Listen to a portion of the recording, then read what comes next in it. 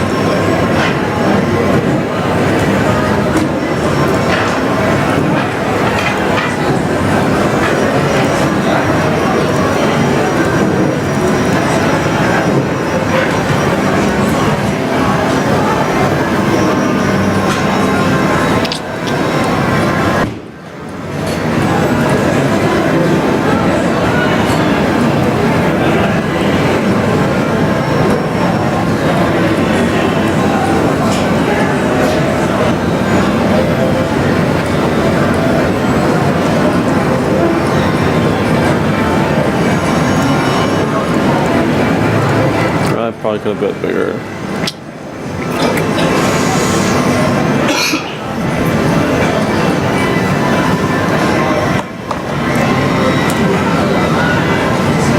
Man, I feel like I'm flying through hands and you're still 60 hands ahead of me.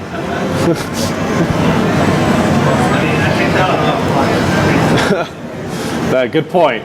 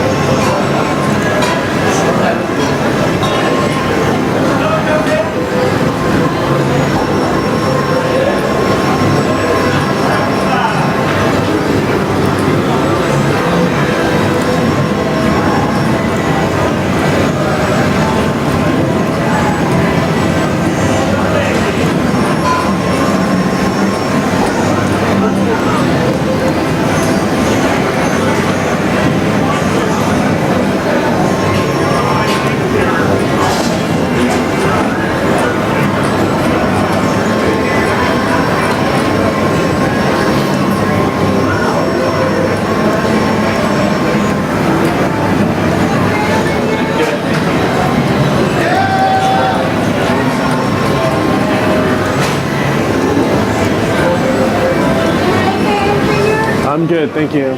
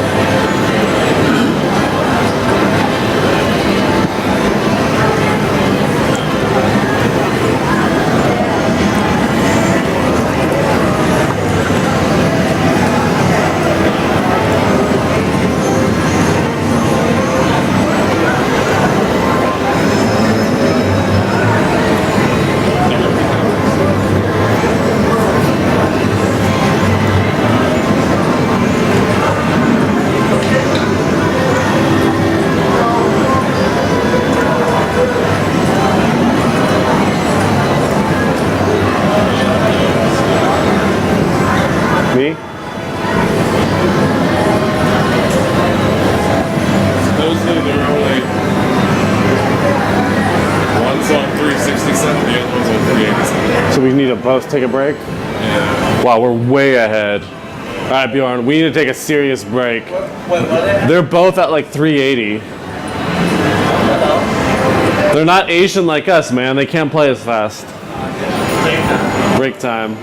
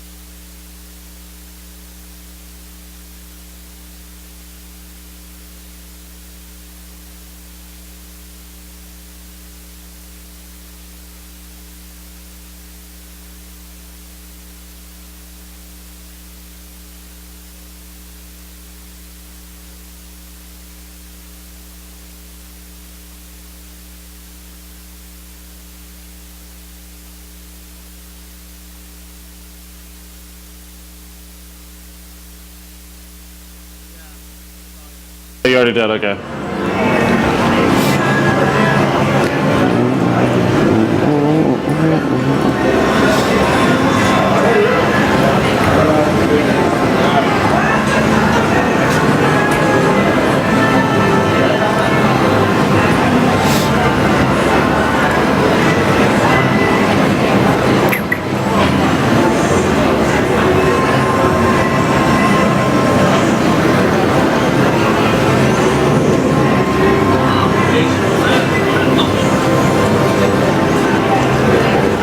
On the upswing.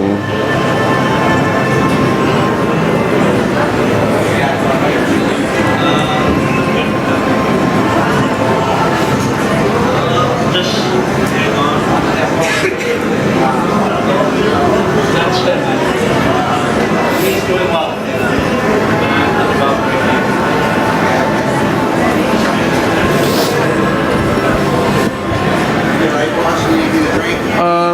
Can I just get? Actually, no. I'm still drinking this. I'm good. Good? All Yeah, right. thank you. Whoa, sorry. One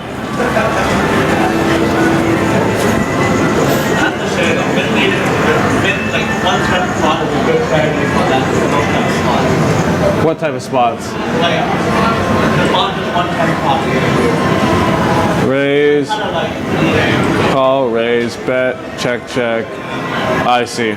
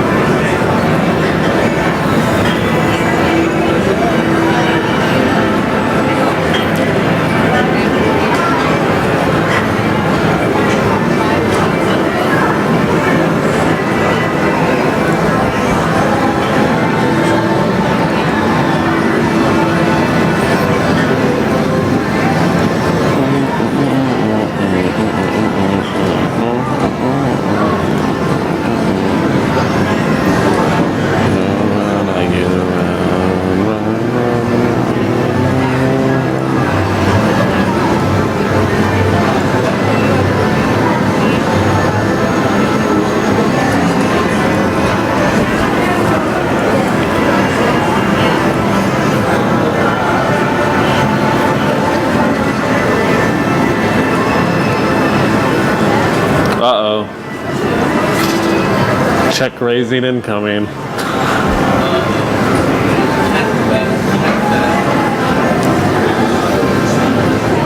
You got away from it. Yeah. Things could have gotten dicey right there. Things definitely could have gotten dicey. I get away.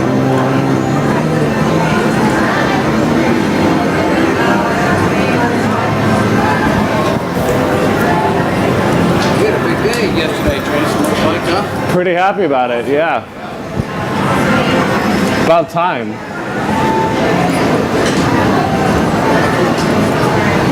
heard you say something interesting yesterday. Early on, you weren't playing right or wrong, so to speak. Yeah. What were the adjustments or changes that you What are you doing now that you're working on that? Well, they're streaming me right now, so I can't give away the whole rule book.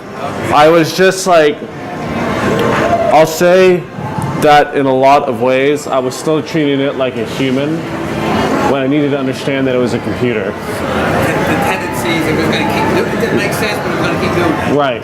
So there are things that a human would realize that the computer cannot. So that's what I had to keep on top of. And it was a pretty dramatic change that I've made since then. Yeah. So I wish I just caught up to it sooner. Yeah. Luckily, it wasn't for real money.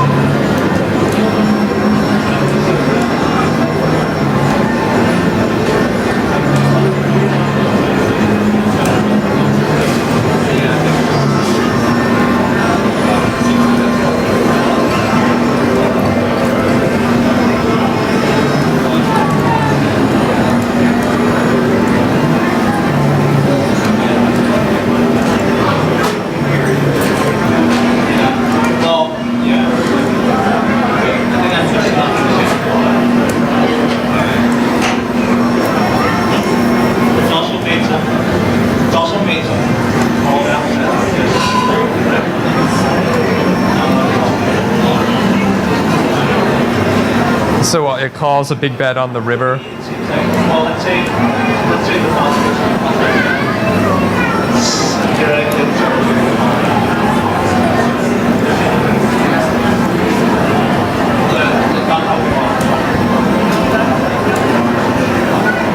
Are you talking about on a given street on the river?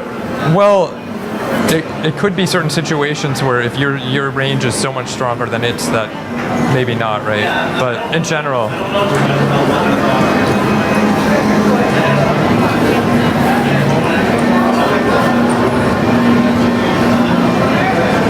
let's just say it's supposed to be called. Uh-huh. To me, I've seen it called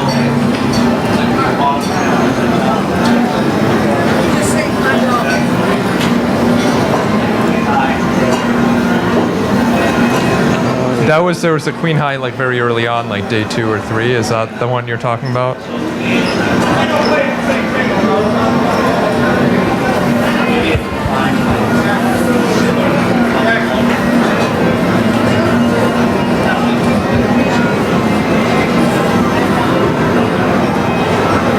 Yeah, well, I mean, in certain situations, you know, we run algorithms that just if they don't you know converge all the way, sometimes they just happen to have random probability on random things, and so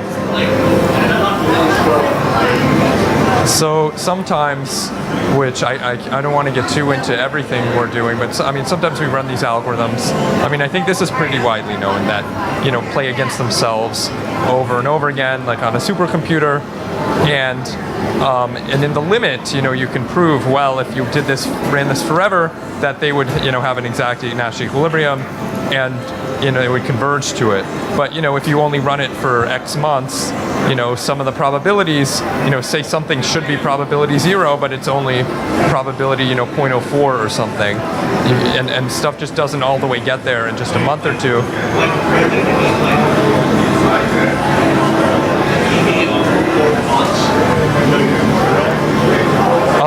Or to whatever the value is. I mean, if the small blind's going to have a favorite, but yeah, like there exists a Nash equilibrium in this game. There exists one that would beat you and beat anyone, but theoretically, and these algorithms, if we ran them forever, they would get there.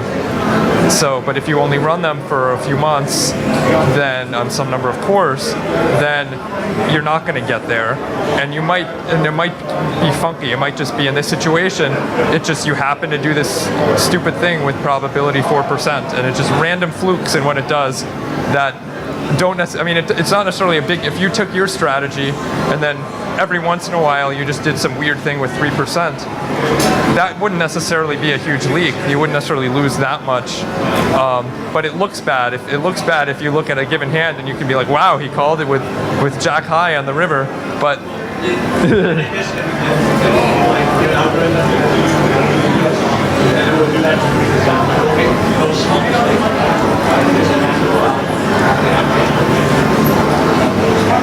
well, that's one reason. Yeah, that's one reason it could make sometimes mistakes that just look terrible.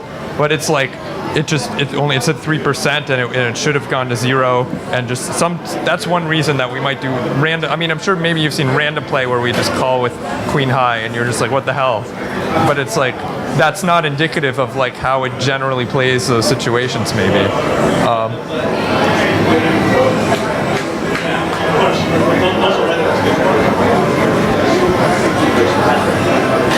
Well, possibly. So I'm curious, actually, and let me know if I'm like distracting you or this is too much, but I'm curious if you think the biggest mistakes are like just a random, a random back call with something, or like fundamental sort of frequency mistakes, like it's just folding to 3-bets too often, or it's c-betting too much here.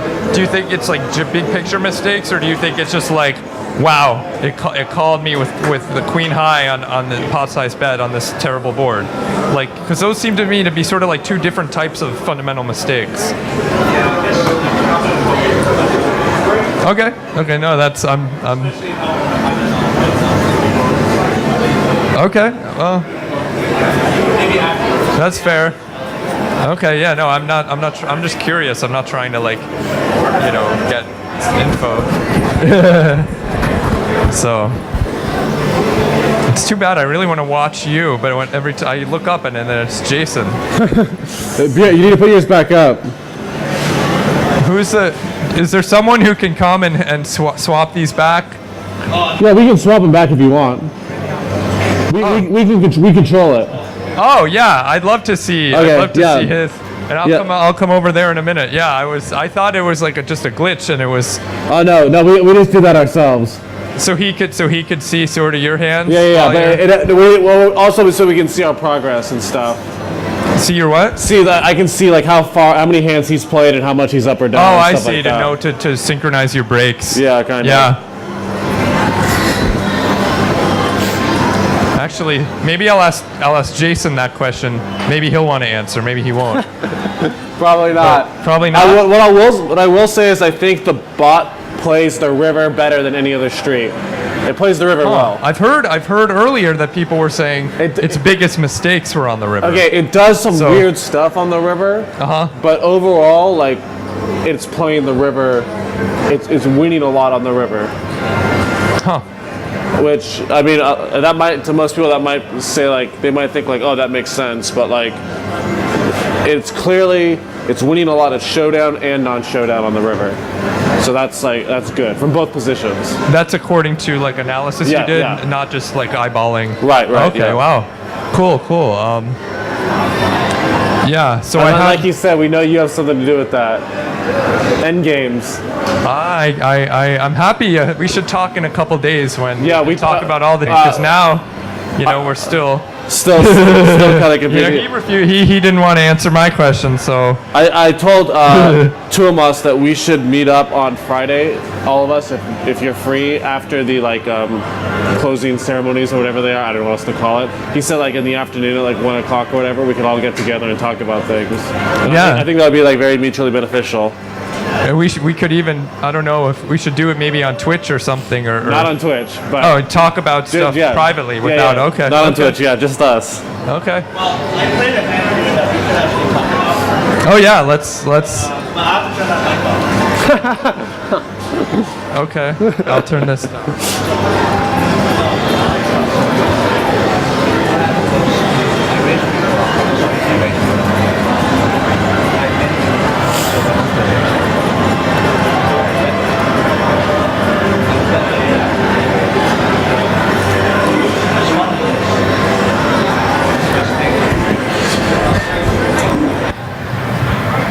Almost always.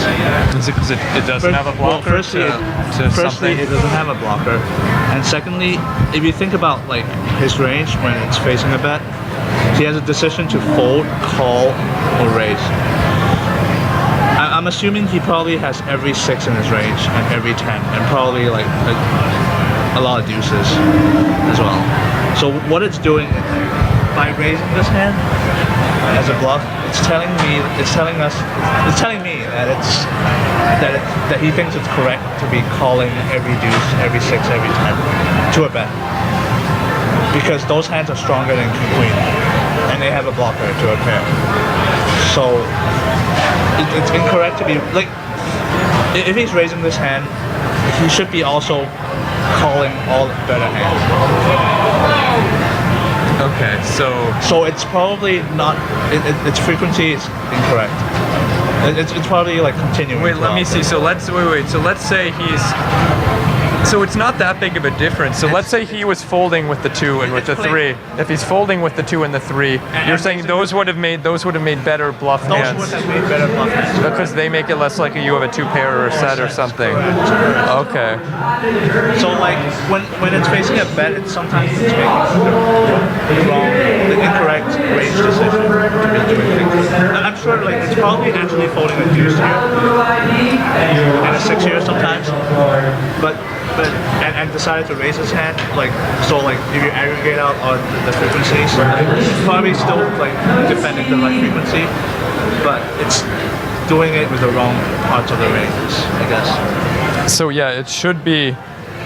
If it's going to be so the hand with the 2 or the 3 is a better hand. Yeah, a to 2 or be 3 or 6 even. bluffing here Yeah, I'm because assuming it's not.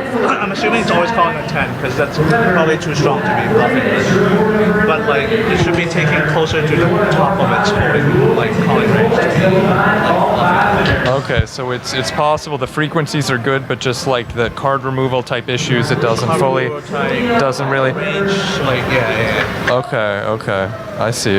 Yeah, thanks for going over this hand. This is But this useful. The audience cannot hear this. Okay. No, but it's cool just for me to understand. As long as the spot does not get better and available to the public, then I don't mind telling you everything. Yeah. Yeah. Cool. Yeah. Well. Good luck. Lights Finishing. back on. Hello? Yep. So you were talking about how you think the river is the best. Oh, I had a question I was going to ask him. He didn't want to answer. Maybe you don't want to answer. It's What's the question? so I was just curious. So he was talking about some of the bot makes some mistakes, sometimes, and so I mean, as I see it, there are a couple different just broad classes of mistakes. One of them could be just like a bad play, like calling, he bets on the river and it just calls it with queen high in some spot where that's just bad. And other mistakes can be okay, well, its overall frequency is bad here. Like it just, when you 3-bet, it just folds more than it should. And just its overall, and those seem to be totally different types of mistakes. Just Yeah, you're right. Those are totally different. Yeah, I'm gonna be the same as him. I'd rather not say about certain frequencies, but with a random queen high calls or whatever stuff like that. I understand what it's doing. It's splitting this range up into a perfectly balanced. It calls these hands, it raises these hands, it folds these hands. So I kind of understand what's going on there. And sometimes it's just going to, just the way the algorithms work, sometimes they just end up having small probability on just some ridiculous things because they haven't quite converged all the way. So sometimes you might have just seen some ridiculous play and be like, what's going on? But it doesn't always do that. It's just it was a random. I don't know. So you're explaining that to him, and I couldn't quite hear and understand. What did you mean by it's converging? Well, so I guess so. I can't get too much into all our algorithms, but I can talk about this. I mean, we run, on the supercomputer, we run this, an algorithm, against itself in self-play. And, in theory, you can prove, well, if we ran this forever, it would be a perfect Nash equilibrium, which would beat all of you. Right. But, you can only run this so often, so much amount of time. And so sometimes, it doesn't always converge. And so you might have something and it says, well, 4% of the time do this. Okay. Oh, I see. And just because it would have been 0 if we ran it for another month, but it's so just random stuff might just happen. Yeah. And that's not necessarily indicative of it being bad overall, but just there's random. It hasn't completed. It's not complete. Is that what you're saying? Yeah, it just hasn't totally converged. So that could have been some random things you saw. Could have just been well, it just had probability 3% on that, and it just made a terrible play. I understand. But okay. But yeah. So what is it? Is it just time that's holding you back from being able to complete? So you said you can't run on the supercomputer forever. Does advancements in computing power help that significantly, or how does that affect your progress? Yeah. So there are a few limitations. So first off, if we had more time and resources on the supercomputer, I mean, we'd get better and better convergence, and that would help. Better algorithms help. I mean, I don't know if you recently read about University of Alberta basically solved the limit to within, what was it, 1 millibig blind per hand. They basically solved it, and it wasn't just because they got a special supercomputer. They came up with a new improvement of the algorithm that converges faster. Okay. So if you have new algorithmic insights and that just, instead of taking 10 months to get to 1 millibig blind, they take, 2 months, then you can actually, or more realistically here, maybe if we ran our algorithm for 5 years, we'd have be able to beat everyone, but, if we get an algorithm that can do that same 5 years work in 1 year or 6 months, then that would help a lot. Okay, So I understand. that's one. But I mean, also, there's an issue of hopefully I'm not saying too much. I don't think I am.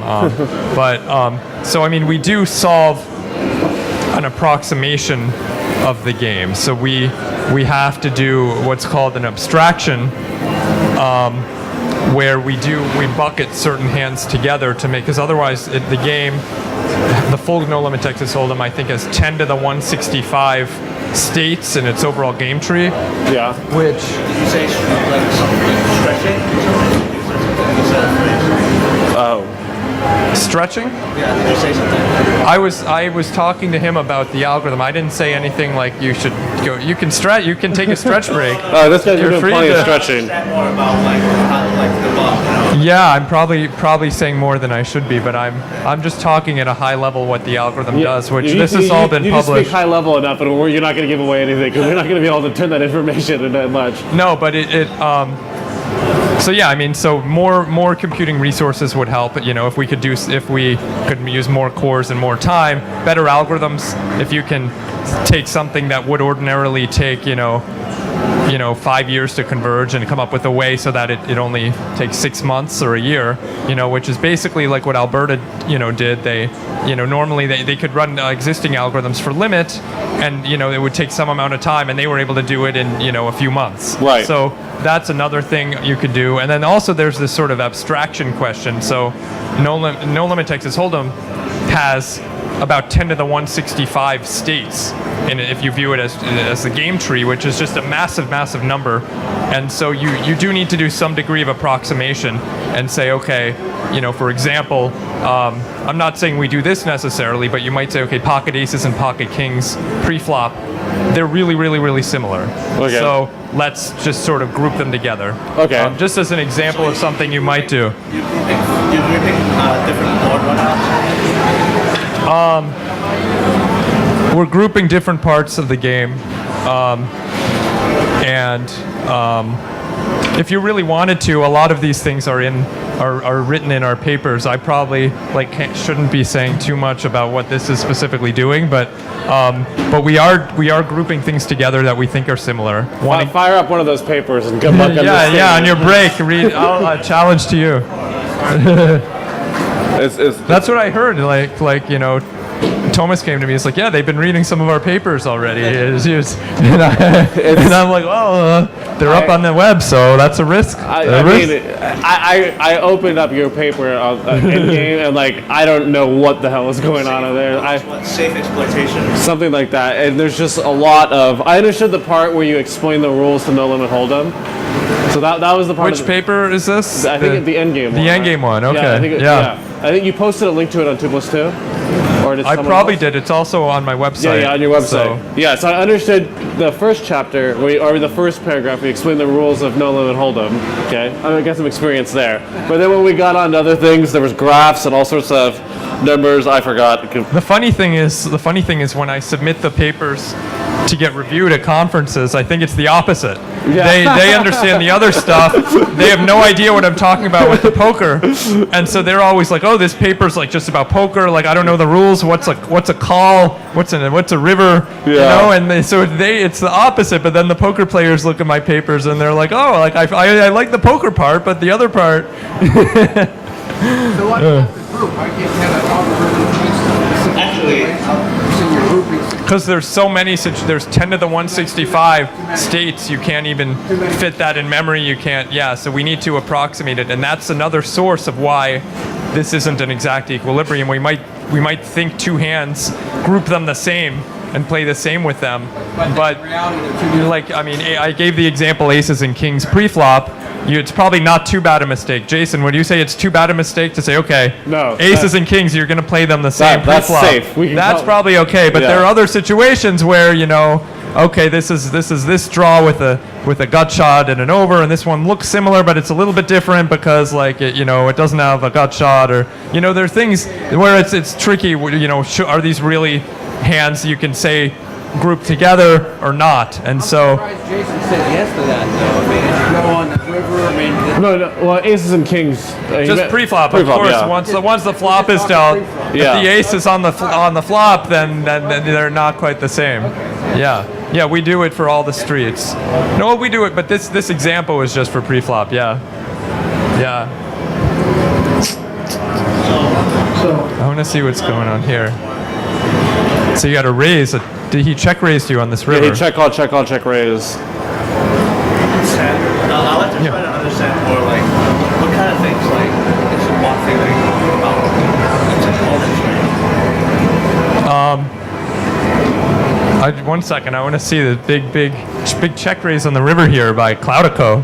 Not that thing. It's just plus size. Yeah, this is very Mandarin for Cloudico. Well- Cloudico usually jams, and you just gotta like think about it for 10 minutes. This is a very reasonable response. Oh, if it was a jam, you would just fold it. Yeah. So what was it? It was check call, check call, check call, check raise. It's not a big raise. But that's a pretty normal size raise. Yeah. It's a very well-mannered raise.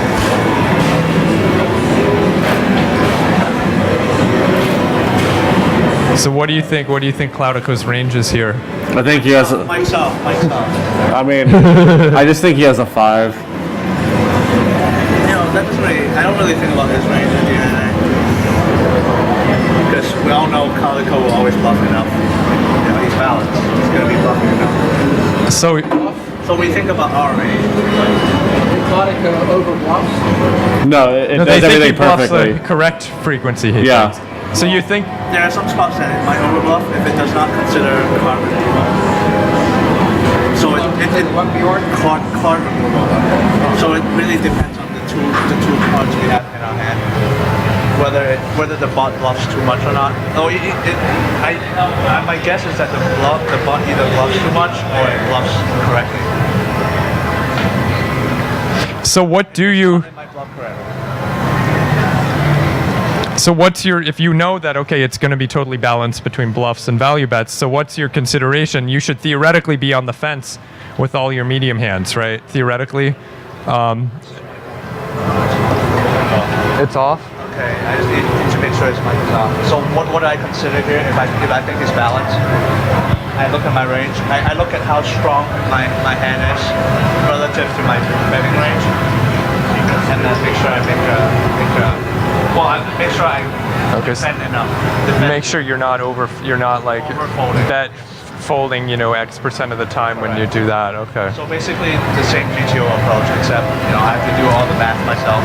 I had every spot. And are you doing that? I mean, against some opponents who you're trying to exploit, you would not care about. You're doing that just assuming you're playing against a tough opponent, I assume. And I'm not trying to. Most high-level opponents, I have to kind of use a similar approach because most opponents play kind of close to like GTO these days. So What's GTO? game like optimal game theory, optimal play. Like well balanced Yeah. equilibrium. This spot, I actually kind of think it's probably a fold. As this is pretty close to the bottom. Like, 'Cause you- I would say this is like below 50th percentile of my Of hands that you would be value betting the I'll river be here. betting. Not value betting, because I have bluffs my range when I bet. Okay. And when I bet this size, I'm bluffing for half pot. I'm bluffing about like 25% of the time, like value betting 75% of the time. So, and this is probably closer to the bottom of my value range, pretty close. So I would say it's like maybe 40th percentile. He folded. I write these down. Kings is probably a call though. Yeah, I asked Doug to trade. Tens. Also, what was the board again? It was like 10. 6, 4, some. Well, I guess the other consideration is you look at your two cards and you see if it will potentially bluff hands that our opponent could be bluffing with. Yeah. In that case, 10-10, I don't know. If it bluffs like missed flush draws, that might be a consideration. So, other than that, pretty straightforward. Yeah. But it's interesting, assuming the opponent is balanced properly, like you theoretically should be indifferent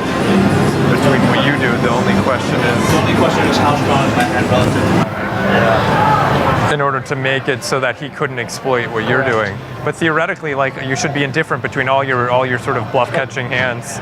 Sure, but like as for humans, it's much easier to like just like sort by hand strength. Well, I mean sort by blocker first and then hand strength. What first? Like card removal blockers, like. But if that doesn't matter, we look at hand strength. But I guess in this case, like it shouldn't like tens and aces shouldn't really have a difference, right? If there's no card removal issues, like tens and aces is the same bluff catcher. Our opponents when we check raising, like trips are better for value, but I'll still value aces more intense, just for I guess it's more practical to do it that way. No, is that an all-in check raise on the river? Oh, this is pretty not Wait, well mannered. Wait, is that first one a club? Yeah, there's no flush here. There's no flush, okay, but there's a pair of eights. Is your mic on now? Yeah, my mic's on. Yeah.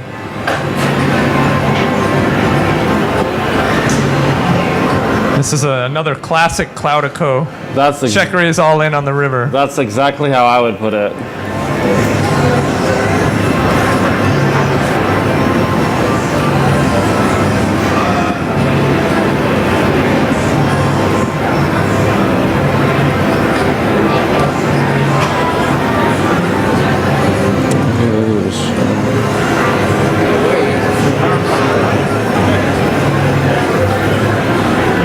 That's what he's repping.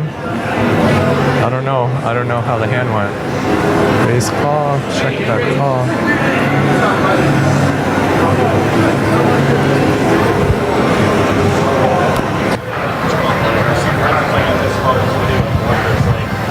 I'd rather call with an 8. I'd rather call any 8 than this hand. Like even though this hand is stronger than like trip 8s, but an 8 like I'm blocking a full house and it makes it a better call, even though it's not necessarily like on the high range. I see, because he's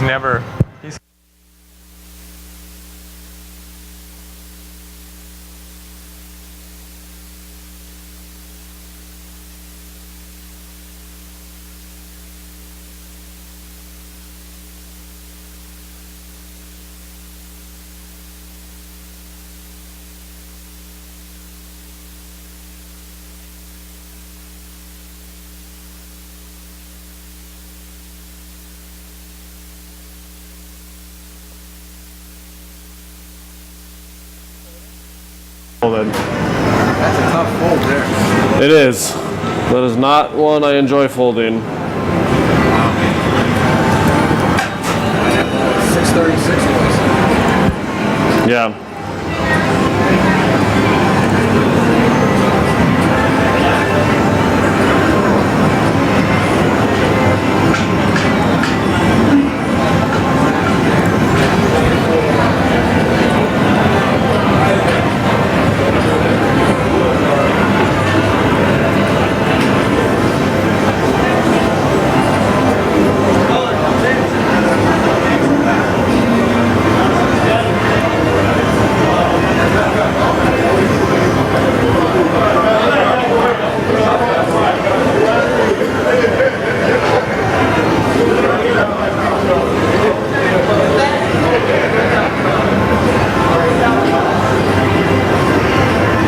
Here, he 3-bet, and then we just checked all the way down.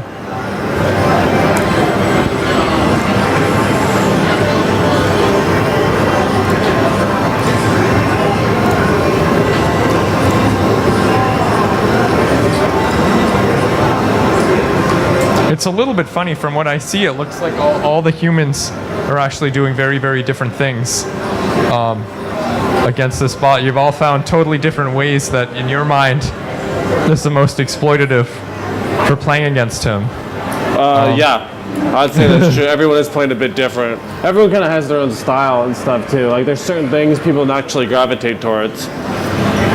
For instance, Bjorn can't stop 3-betting. That's what he was just telling me. He's just like, I'm 3-betting every hand.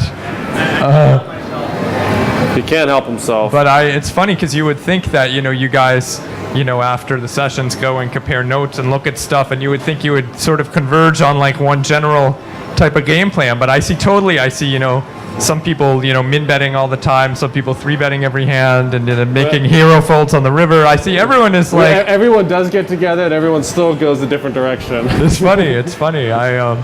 Yeah, we were really expecting like all of you after day 1, day 2, all of you would come out and I'd like be doing the same thing, and it would be totally obvious, like, you know, what's our holes, but but everyone has their own take. Everyone does.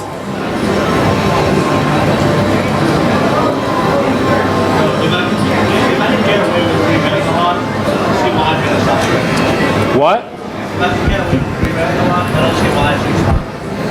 I guess so. So you said it's just been a day or two you've been doing it's only been a day or two you've been doing all this 3-betting.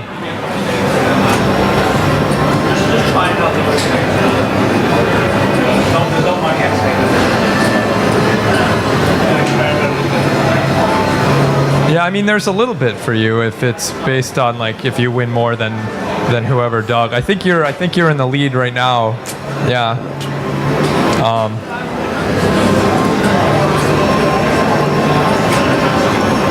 When you play someone generally like online, do you, like someone you don't know a whole lot about, to what extent do you sort of what you're doing here, like you might have your base strategy that's like a well-balanced thing, but you also want to like experiment with weird lines, like, well, what does he do? Maybe if I start 3-betting all the time, he just plays terribly. So do you just start off with your base thing, and then if you see he's responding poorly to something, just sort of like do that a little bit more?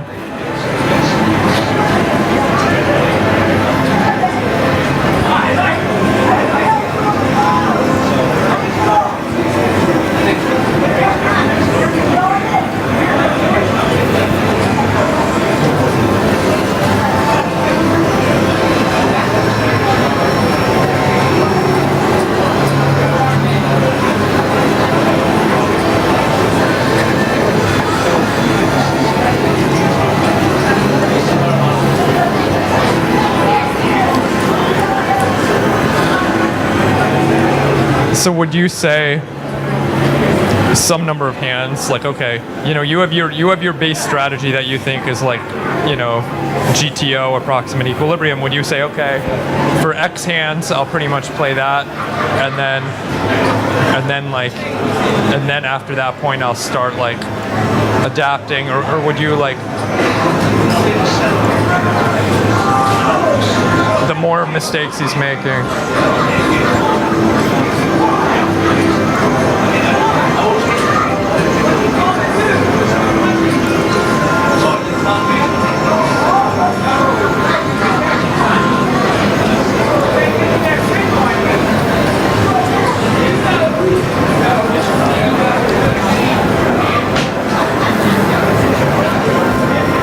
He could be. It could be already a step. I don't know. No one knows for sure what Cloudico's doing.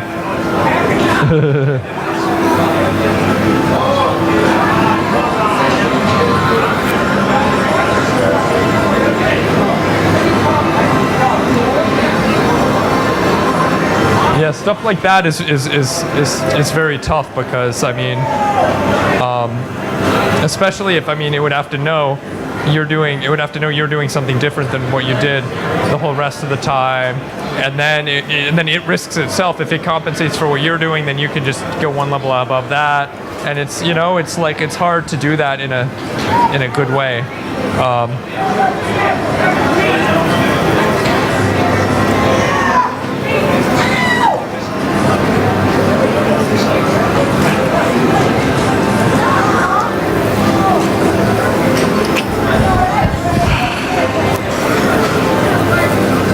Yeah, I mean, it could learn, you could have something to learn, like, wow, we're, you know, the last X hands he's been 3-betting all the time, and we can adapt to that. But then, I don't know, I mean, then you run the risk, okay, now the best response to that is now going to be to just like fold all our hands. And then if you see we're folding all our hands, then you're just going to change what you're doing, and then you're getting. I mean, it's hard to stay one level ahead of, especially when you're the human, and it's just using. It's hard to do that, I think.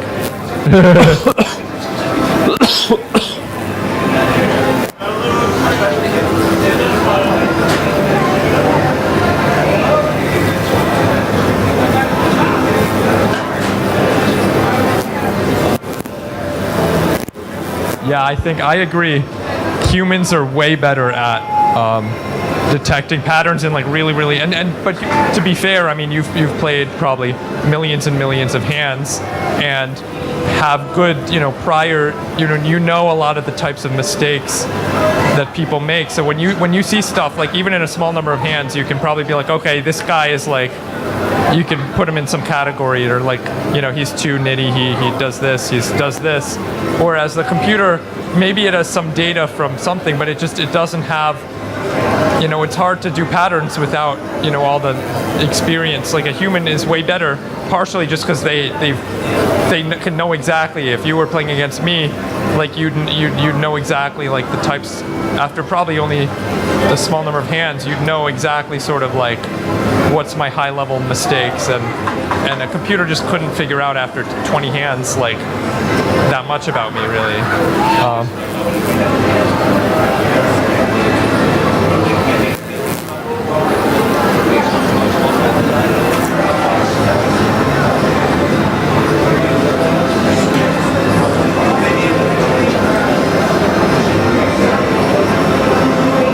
Like maybe if it had tons of data available, like I don't know if it learns from data from these competitions, maybe I feel like a big part of the human advantage. I don't know if it's because the humans are necessarily better at reasoning in any way, or if it's that the humans have way more experience. Like if you played millions and millions of hands, you know the types of I don't know, it could be both. It could be that the humans are better at detecting the patterns and have the experience. But yeah, I'll stop. Let me know if I'm like too distracting or anything like that, because I'm not trying to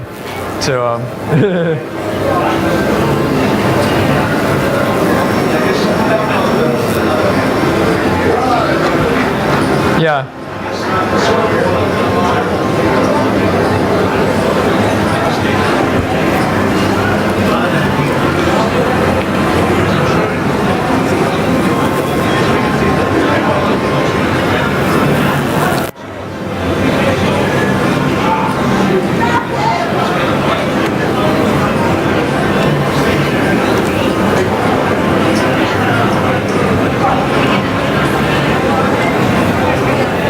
I see what, yeah, so I mean, the algorithms that we use are generally, they're not specific to poker. They're like, okay, we have this game tree and we'll, play against itself and store the regrets, but they're not like, necessarily, they might be, but they're not necessarily thinking about poker concepts like, oh, do we have a blocker to a flush draw? Or, like they're not thinking about poker specific things. That's maybe a limitation between doing sort of the general sort of non-domain approach, because theoretically we want these algorithms, to apply. This is for imperfect information. We want them to apply to national security and to medicine, other problems that can be modeled like this. But there's a trade-off because, at the same time, we want to be looking at, blockers on the river, and yeah.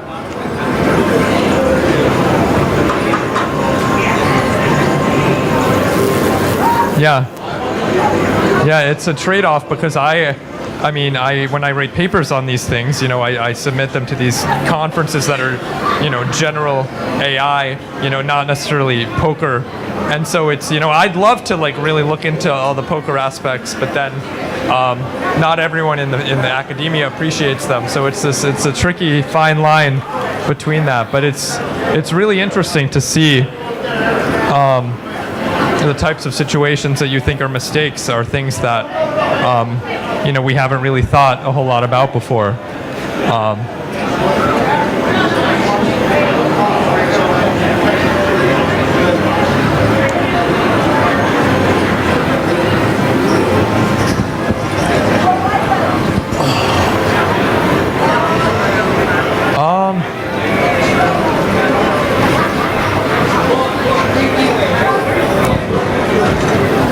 mean, I'd like to fix. I mean, this is a big competition. It would be nice to have everything fixed and be our best for it. So, but it's not necessary.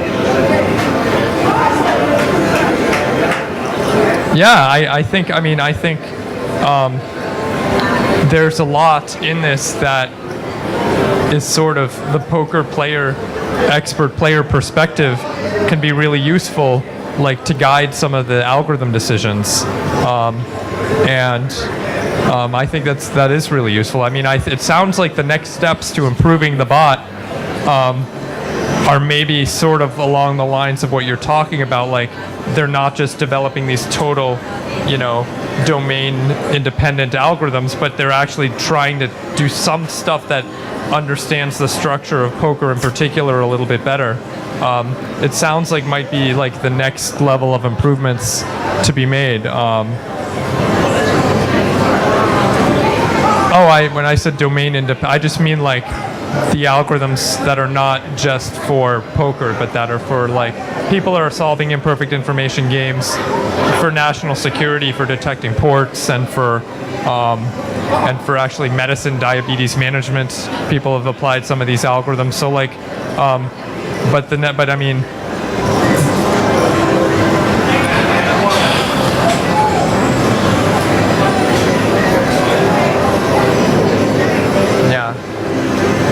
Curious how, and no, if you don't want to answer whatever, no problem. I'm curious how big of a problem you think, like obviously certain hands, like the one you showed me, and there's certain things are an issue, like it's picking the wrong hands to do stuff. It's not properly taking into account blockers and card removal and stuff.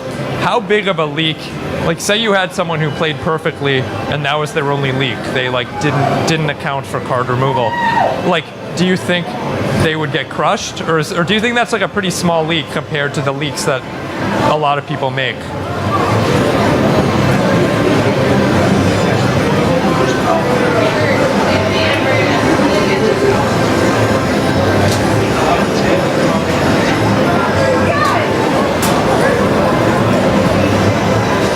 Wow, and so what are we losing at, 12 or something? So, wow.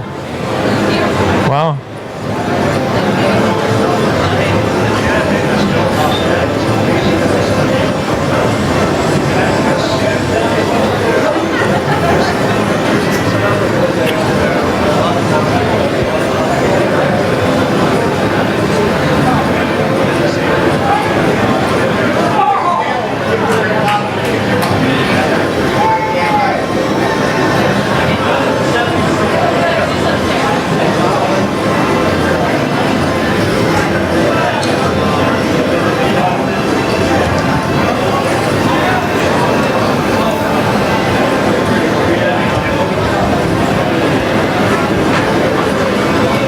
NEV, yeah. Damn.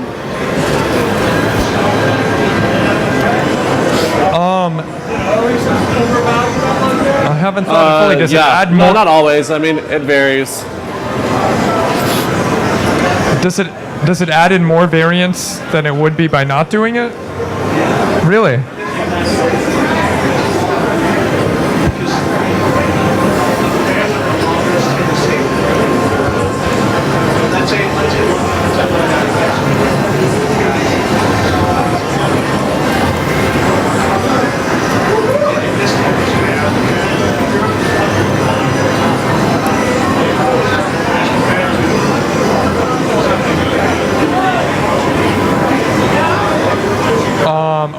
I think I see. Okay. Although if both of them had the equity chop, it would probably be a lot lower. So to look at whether this improves it overall or not, you have to see how often are they getting one to the river and one chop versus both chop.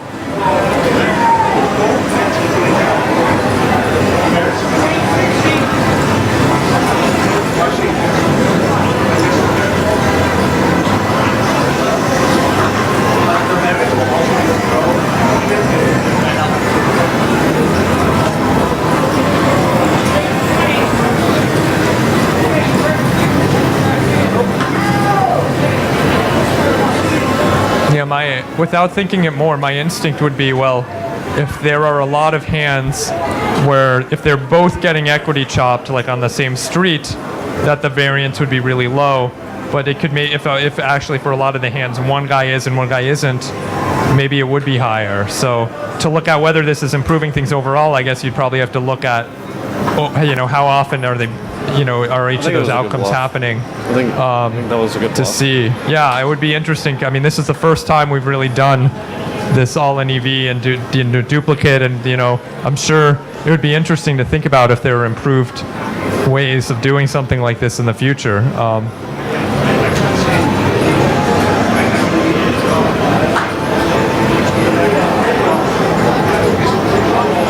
Well, but do you think on some hands it does, but maybe it decreases it overall, or you're convinced it overall increases it?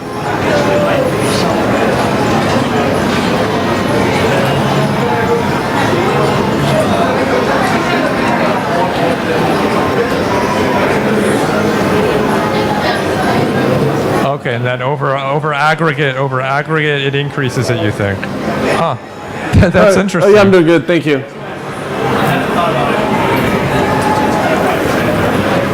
No, it's probably not, like, it doesn't seem obvious to me. I'd actually need to do some math and think it over. It's not, I don't have a whole lot of intuition for it, but it's funny if it seems generally all in EV is something you use because it clearly reduces variance, because you just get your expected payoff and don't have to do the whole variance of all the rollouts. It would be really interesting if ironically we put it in here, and in this setting it increases it. That would be that's worth. And maybe after this competition, someone will work out some math, and maybe on the forums, someone people watching this right now can work it out and do a post.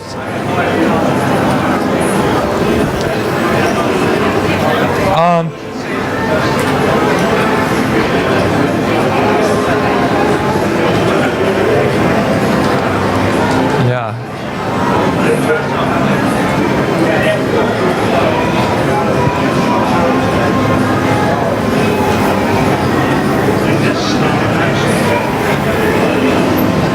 You want to drink better?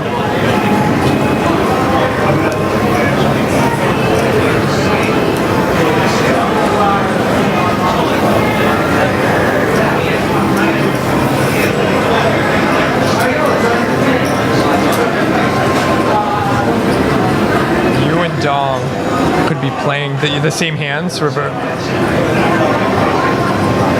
Okay, you and wait, but you and him would have to be playing the same hand. Yeah, so then you'd have to be be 4 separate rooms. Yeah, that would reduce the variance, I think. Although I'm not sure. It probably would.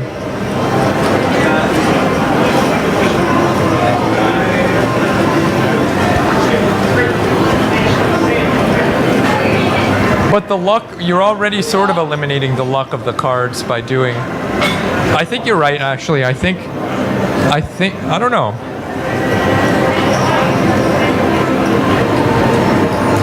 I think you are right.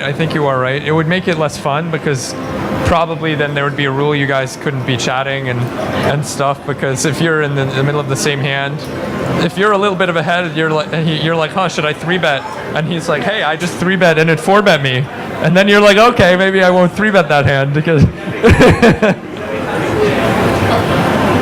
Or if he gets to the showdown and says, oh, it was bluffing, and you're like, okay, now I'll.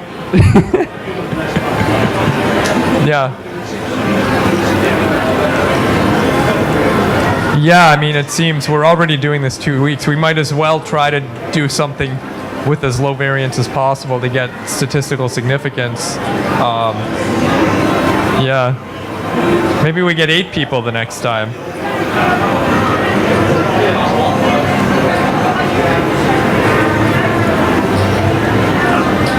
Maybe we'll get 8 people the next time, and then we can do all sorts of crazy stuff.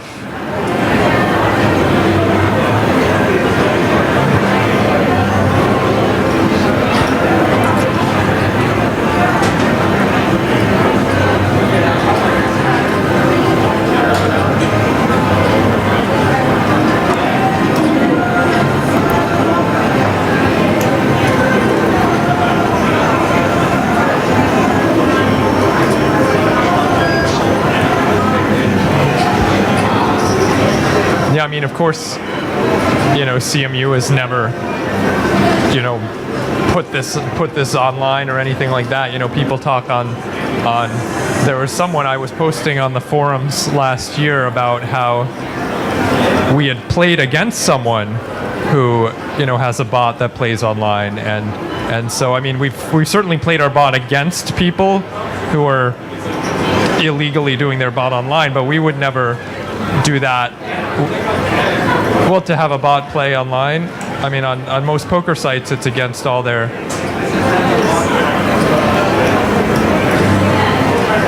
It's illegal at least on PokerStars to have any sort of real-time program like guiding your decisions. But I don't know all the specifics though. I know there's some software's allowed, some isn't.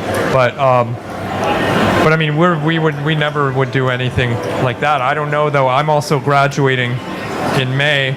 I don't know what my involvement will be. I don't know what direction the team will go in anything. So you're gonna have to talk with them about their future plans about the bot.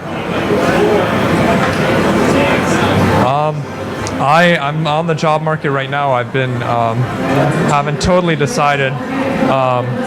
It's been pretty between this and my thesis defense and everything. I sort of I'm still I guess I'm live on Twitch right now, but I'm still thinking things over. I'd be interested maybe off of the Twitch. I'd be interested in discussing what you think would be a good fit for me career-wise, because I've considered various things and I'm interested in hearing everyone's perspectives at this point because it's an interesting period. But I've considered various things. I like research. I like doing research. I think academia has a lot of strong points, but I'm not totally sure what I want to do in the future. So that's something. Hopefully, once all this is over, I'll be able to take some time and figure myself out, ponder life a little bit. So.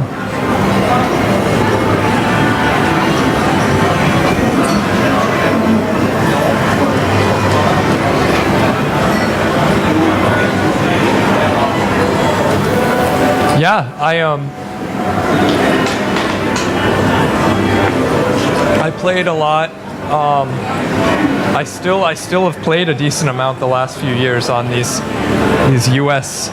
sites that aren't quite as good as as PokerStars. Yeah, I played. I did not play anything like this. I mostly played sit and go tournaments. Just because that's sort of what I started playing, and then I just sort of stuck with them, and I sort of moved up, and I admit that they're not necessarily the most sort of interesting intellectually form of poker. The sit and goes, like I started off playing 9-man sit and goes, turbos, and then I've played various over the years. I added in 6 max, and recently I've been playing a lot of heads up sit and goes. For some reason, I did play some 6 max cash and some MTTs for a period, but it's really mostly been sit and goes, which do not necessarily involve nearly the level of reasoning that you use when you play, deep stacked heads up cash.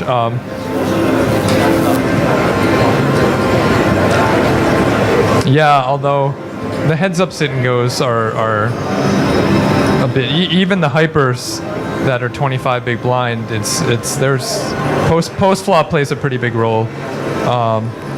Even you would think that it's just jam fold when but there's some interesting post flop there. Do you ever just get bored of your normal game and just like, I'm gonna mess around, play some sit and goes or play heads up sit and goes or anything like that?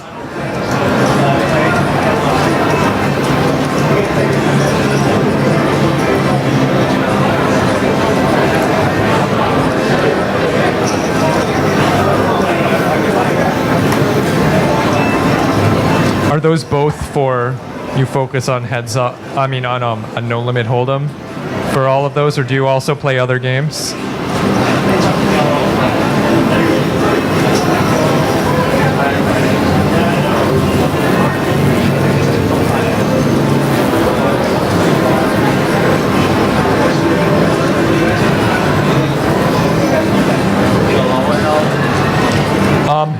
it's taken so many years to get this agent for I wish I could have done infinitely many things, but it's been a grind getting a no limit Hold'em bot. I mean, that said, I think a lot of the ideas and algorithms that went into this would apply to PLO. So so the barrier of doing that, like the additional work to do that, I would think would be much lower than what went into this. But that's not something that I've worked on at this point. There's been talk about, so there's this competition every year between computers at the AI conference, ACPC, yeah. And so mostly what we work on depends on, well, what events are they running there? Because usually that's how we don't usually get a big top humans in the world playing 80,000 hands and spending 2 weeks here. So we have to see how good we are. We usually compete against other programs at this competition, and so there's different events, and so sometimes they, so there was the last one. There was heads up limit, heads up no limit. There was 3-player limit, and then there was 3-player Coon poker, which is a really simplified version of poker. I think for 3-player, I didn't submit to the 3-player Coon. I think it works. I think it's a 4-card deck. Let me think. So I know normal Coon poker, there's a 3-card deck, and each of us has 1 card for heads up Coon, and then I'm allowed to check call. So either I can bet and you can call or fold, or I'm allowed to check and then you bet and then I call or fold. 3-card poker, and we're just dealt 1 card. So that's, I think, also called Coon poker, for Kuhn. So for 3-player, I think it might be a 4-card deck, but no raises.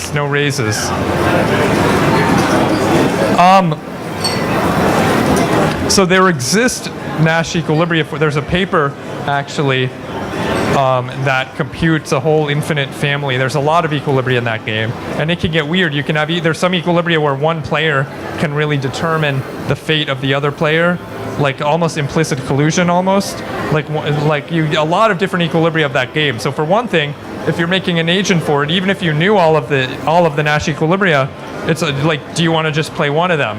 Is one better than the others? Do you want to balance between them? Do you also want to exploit? So even in that really simplified game, I think there are questions like, yeah, you could just compute one equilibrium and just play that over and over and over again, but well, maybe there's somewhere, if I do this one, this guy benefits and this guy loses a little bit, and then it depends if they're all following the same one as we're following. So 3-player games are a lot different in every way, at least theoretically, from the 2-player games. Because in 2-player games, if I compute any Nash equilibrium, and then if this were any Nash equilibrium, and then I'm playing it, it would beat you or tie you, and that would be true for anyone, not just you. In a 3-player game, there can be a lot of different equilibria, and even if you're playing one, you have no guarantee. If the other guys are playing a different one, then you could do poorly. There's no real guarantee of anything. So the whole theory is, we know that there exists a Nash equilibrium, but that's pretty much about it. And also, algorithmically, it's a lot harder to compute one in those games too. So it's a lot more challenging. Oh, okay, cool. Even just 3-player, even 3-player limit or 3-player Coon. Even 3-player Coon is a tiny game, and it's not clear what you should do in that game.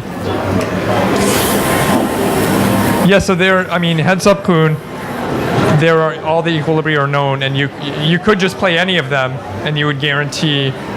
Now, some of them might be better than others in that, these are both equilibria, but this does better against the types of mistakes opponents are likely to make.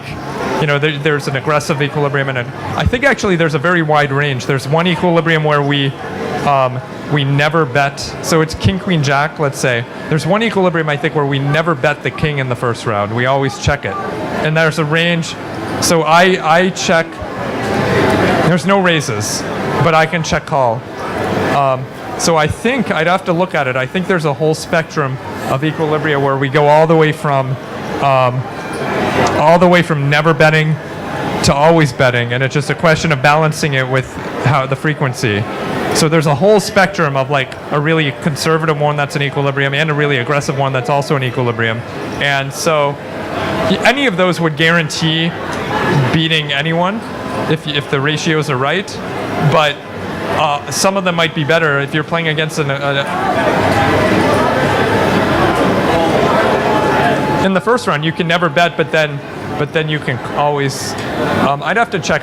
Don't quote me on those equilibria without. I believe there is an equilibrium where the player with the king, player never bets in the first round. So he has to check the queen. I think he never bets in the first round, and then of course always check calls with the king, and then sometimes check calls with the jack.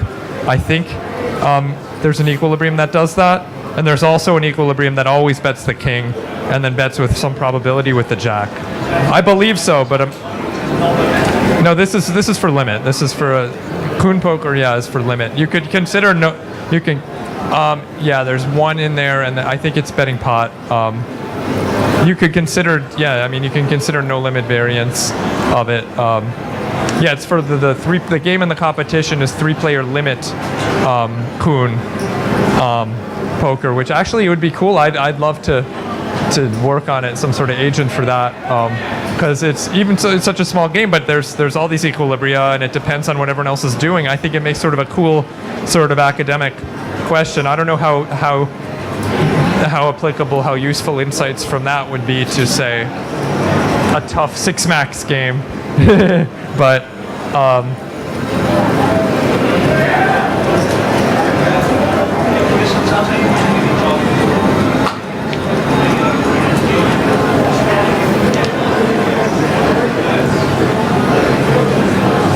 still, like, there's a big difference, I think, between a really small game where you know all the equilibria in advance.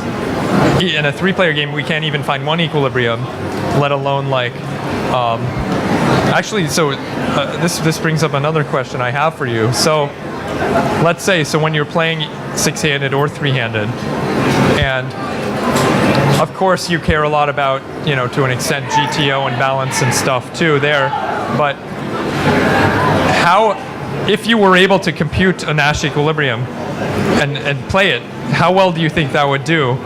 Because sort of my instinct would be that it would do really well, but like I mentioned, theoretically there's no guarantees more than 2 players. Theoretically, it might not do well at all.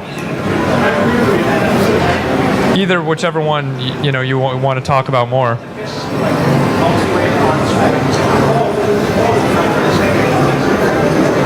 Oh shit, I didn't mean to.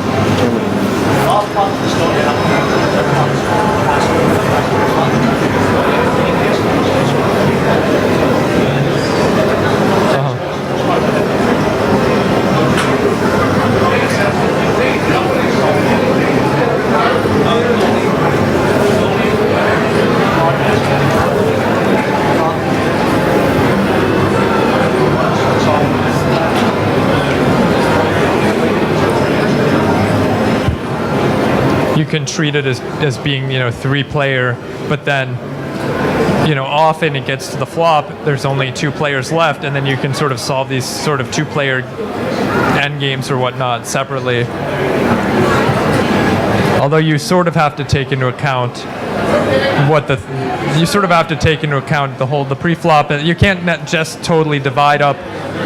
I mean, decisions on the flop depend on what happened pre-flop, and that depends on what other players' ranges could have been. So you theoretically, like, it all is related to an extent, but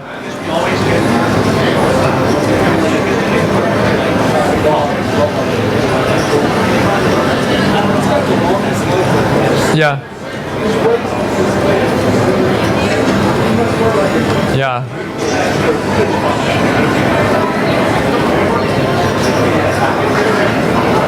Or you could, one way to start is just have a fixed pre-flop strategy that, however, comes from watching you play for millions of hands, or something, and get a pre-flop strategy. Then, given that, maybe you can really look at it as a bunch of 2-player games. Yeah, but even that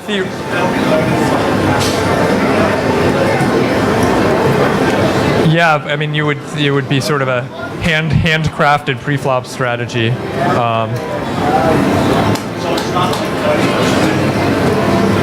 Well, so the idea I just mentioned, it would be sort of a hack. It would be sort of like, okay, let's let, Bjorn tell me he's an expert player. Bjorn, so I apologize. Sorry. That should have been obvious. Bjorn,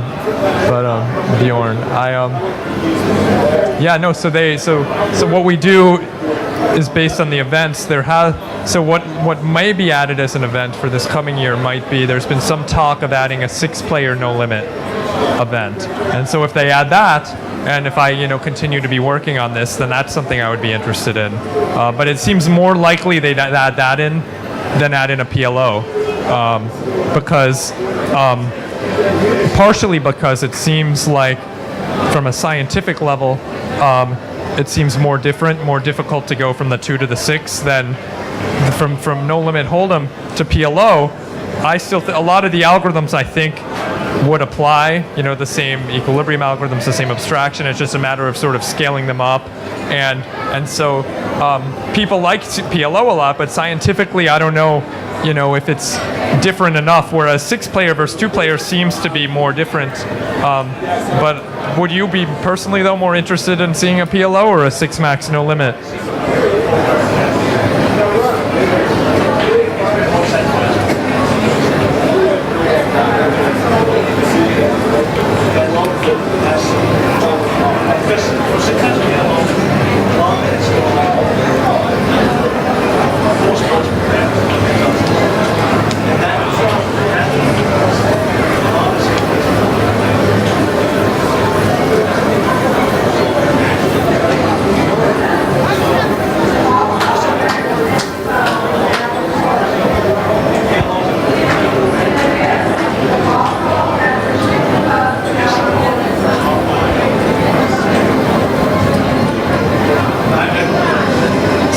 You would think it's way cooler to see a good heads up PLO bot than to see a good 6 max no limit bot.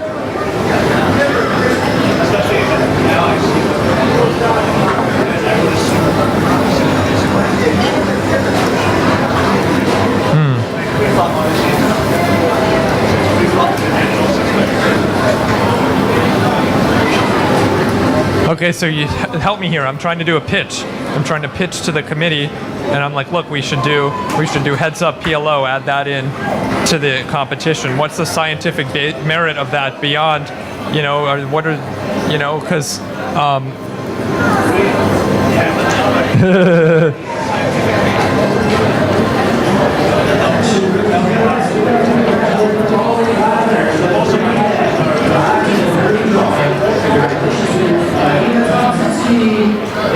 Yeah, no, I mean, like,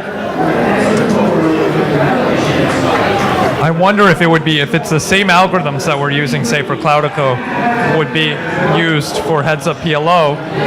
Then there's argument like, well, what's the merit of that? But if it required somehow PLO had some structural difference in how the game is, and it required new algorithms for it, as opposed to just now apply the same algorithm but just with more cards. Like if there's new techniques that would be needed for that, then there would be more justification to add that in. If they're just like, okay, it's the same approaches but just like a bigger game, then there's not as much scientific merit in.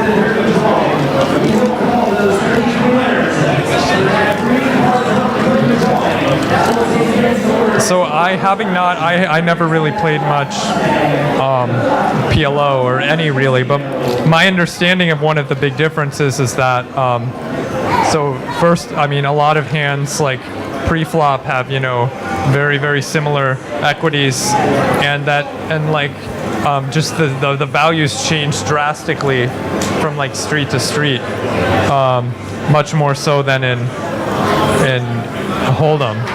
Is that, or would you characterize the main differences differently?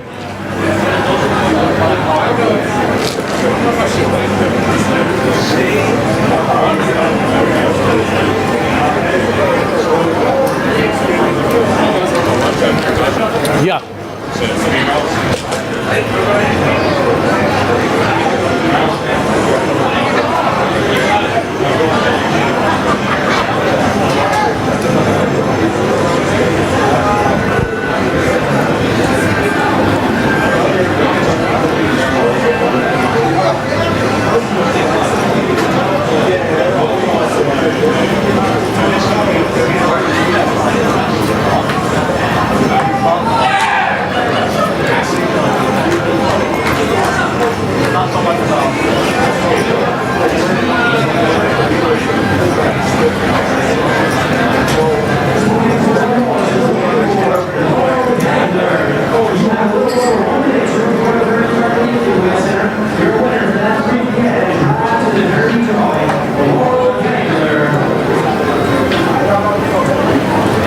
I'll think about how I could pitch it to get a new event like that. You need to write up a proposal and talk about the scientific merit. So yeah,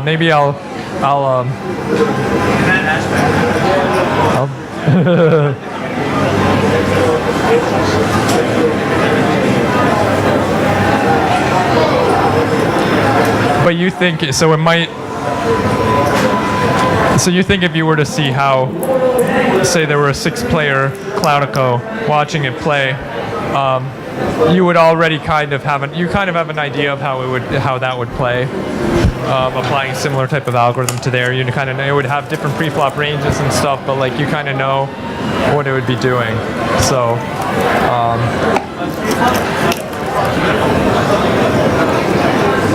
For what, 6-player?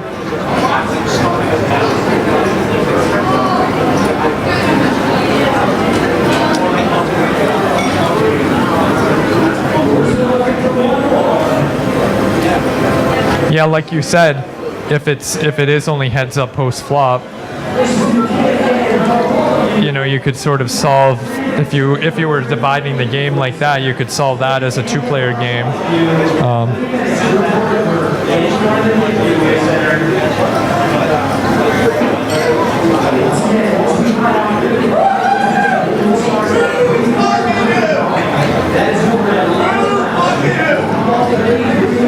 So you're just about wrapping up, it looks like. Yeah, sorry, I've missed like all your hands. We've been chatting. I haven't seen. Have you been doing your 3-betting a lot, or have you?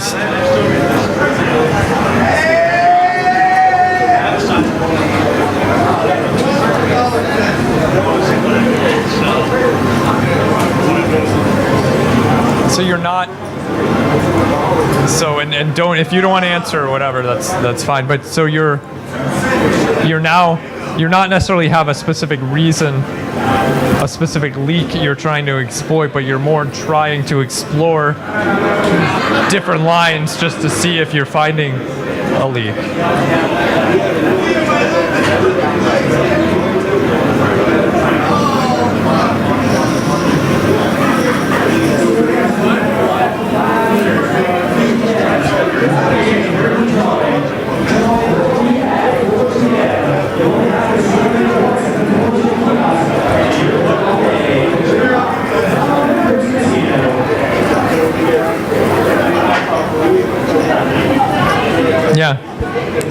Yeah, that's actually, I saw Doug was doing a interview the other day, and he used the analogy of like playing chess. If you're playing against a grandmaster or whatever, you might want to, I mean, you're gonna lose, but you might want to try to do some really weird opening line, just in the off chance, maybe they haven't studied that line ever, and who knows, they're more likely to just make some mistake if it's not quite the same analogy as here, but it's